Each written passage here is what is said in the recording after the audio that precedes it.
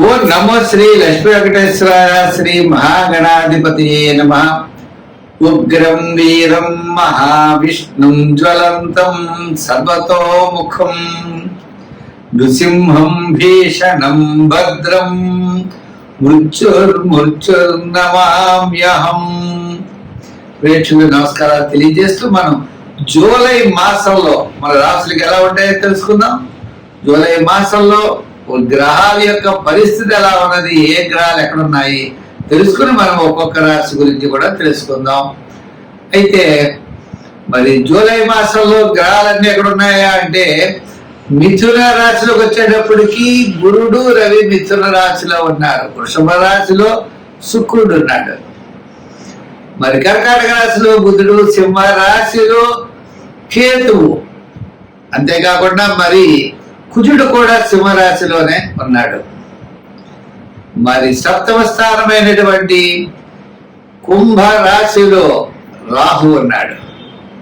మీనరాశిలో శని. మరి చంద్రుడు 27 రోజులు 27 నక్షత్రాల్లోనూ సంచారం ఉంటుంది.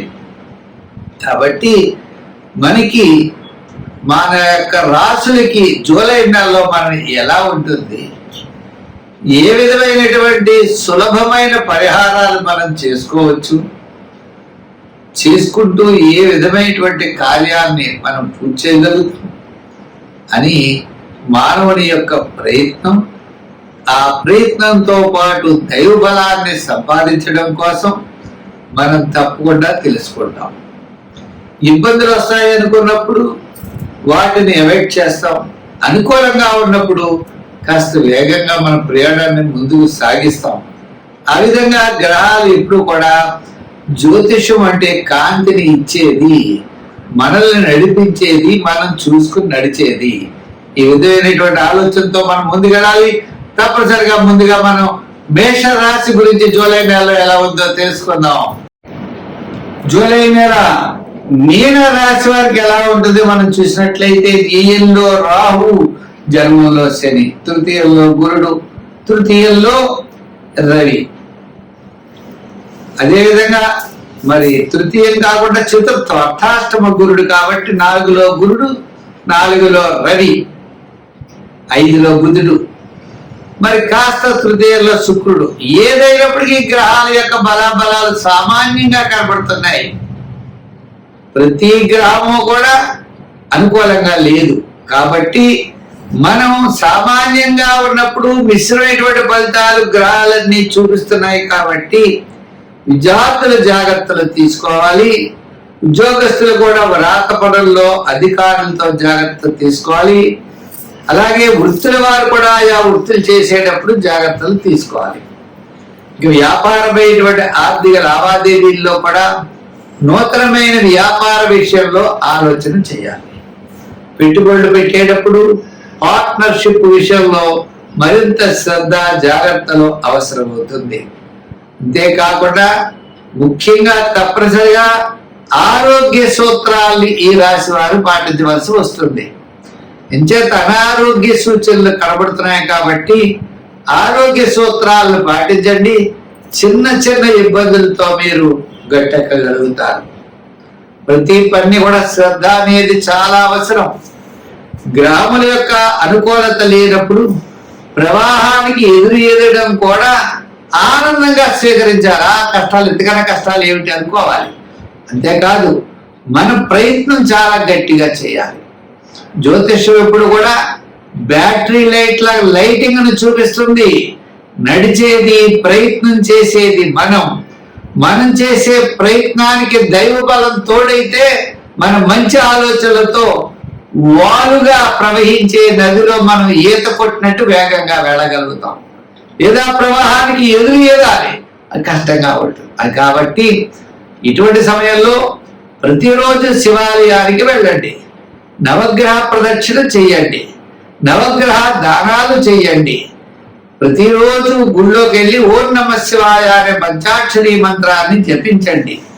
ఓం శం శనై చరాయ నమః అనే శని మంత్రాన్ని చదవండి. దక్షిణామూర్తి స్తోత్రాలను చదవండి. రిస్క్ చేయకండి. అంటే ఇబ్బందులైతే లేవు, కష్టాలైతే లేవు, అయితే పనులు వేగంగా పూర్తి అవ్వకపోవడం, అసహనం, చికాకు సమస్యలు ఉంటాయి. మనం రిస్క్ చేయకూడదు. రాంగ్ రూట్ లో వెళ్ళకండి, ధర్మ మార్గంలో వెళ్ళండి, విజయం మీ వెంట ఉంటుంది. మరి ఆ భగవంతుడి యొక్క అనుగ్రహంతో మనం సర్వత్రా విజయాన్ని పొందగలుగుతామని చెప్పి తెలియజేస్తూ, మరి ఈ యొక్క మీనరాశి వారు మరింత శ్రద్ధ వహిస్తే తప్పకుండా విజయం మీ వెంట ఉంటుంది. స్వస్తి. జూలై నెలలో మేషరాశి వారికి అత్యద్భుతమైనటువంటి యోగాలు కనపడుతున్నాయి. ఎంచేత అంటే లాభస్థానంలో రాహు యొక్క ప్రభావం ఉంటుంది. నీల గ్రహాల యొక్క ప్రభావం కూడా అనుకూలంగా ఉండడం ద్వారా అన్నింటా కార్యజయాన్ని పొందగలుగుతాం. బంధుమిత్రుల యొక్క సహాయ సహకారాలు ఉంటాయి. ఆర్థిక పరిస్థితుల్లో కాస్త మెరుగుదల ఉంటుంది. పాత బకాయిలు కాస్త వసూలు అవుతాయి. మన క్యాలిక్యులేషన్స్ చాలా కరెక్ట్ గా ఉంటాయి. అంటే కొన్ని చిన్న చిన్న సమస్యలు వచ్చినా సంతానపరమైన విషయాలు, ఆర్థికపరమైన విషయాల్లో చాలా జాగ్రత్తలు తీసుకోవాలి. ఎందుచేత అంటే గురుడు తృతీయ స్థాన సంచారం కాబట్టి ఆ తృతీయ స్థాన సంచార గురుడు వలన మనకి అనుకూలమైనటువంటి ఫలితాలు ఉండవు. కాబట్టి మనం జాగ్రత్తలు తీసుకోవాలి. కానీ మిగిలినటువంటి గ్రహాల్లో మనకి ద్వితీయ స్థానంలో ఉన్నటువంటి శుక్రుడు విందులు వినోదాల్లో మనం పాల్గొనేటట్టుగా చూస్తాడు. మన యొక్క క్యాలిక్యులేషన్స్ అన్ని కూడా చాలా కరెక్ట్ గా ఉంటాయి. చతుర్థ బుధుడు కూడా ఇబ్బంది లేదు. లాభంలో ఉన్నటువంటి రాహు యొక్క అనుకూలత మనకు విశేషమైనటువంటి ఫలితాలని ఇస్తుంది. తద్వారా కొన్ని ముఖ్యమైనటువంటి నిర్ణయాలు మనం తీసుకోవడం జరుగుతుంది. విద్యార్థులు గత నెల కంటే ఈ నెల అనుకూలంగా విద్యార్థులకు ఉంటుంది. ఉద్యోగస్తులకు కూడా అనుకూలమైనటువంటి ఫలితాలు ఉంటాయి. ఇజ్జత తృతీయంలో ఉన్నాడు రవి. ఆ తృతీయంలో ఉన్నటువంటి రవి వల్ల ఆత్మవిశ్వాసం, దృఢమైన విశ్వాసంతో మనం ఖచ్చితంగా కార్యజయాన్ని మనం పొందగలం. ఉద్యోగపరమైన సమస్యలు తగ్గుతాయి. నిరుద్యోగులకు స్వల్పమైన అవకాశాలు ఉంటాయి. అధికారుల యొక్క మెప్పు పొందుతారు. కోర్టు వ్యవహారాలు లాభిస్తాయి. ప్రభుత్వ సంబంధమైన అనుమతులు ఈ రాశి వారికి లభిస్తాయి. వ్యాపారపరమైనటుగా ఎలక్ట్రానిక్స్ వారికి, షేర్స్ వారికి, ఐటీ రంగం వారికి వీరందరికీ కూడా చాలా అనుకూలంగా ఉన్నది. మనకి జూలై నెల ఈ మేషరాశి వారికి అనుకూలమైనటువంటి ఫలితాలు సూచిస్తున్నాయి. శని భగవానుడు ఆయన యొక్క ప్రభావం ఏళ్ళలో ఉన్న కారణం చేత శనివార నియమాలు పెట్టుకోవాలి. దానాల్లో తిలదానం చెయ్యాలి. అవకాశం ఉన్నప్పుడు కాలు యొక్క మట్టె, రెండవది నల్ల గొడ్డ,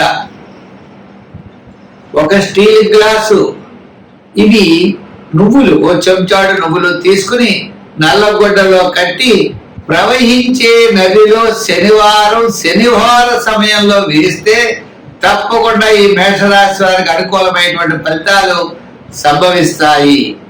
చేత జూలై నెలలో దిగ్విజయంగా ధైర్యంగా ముందుకు వెళ్ళండి. విజయం మీ వెంట ఉంటుంది. మరి రంగుల్లో ఎరుపు, తెలుపు, గోల్డ్ కలర్ వాడండి. నెంబర్స్ లో 4, 7, 9 నంబర్లు ఎక్కువగా వాడుతూ ఉండండి. అనుకూలమైన ఫలితాలు ఉంటాయి.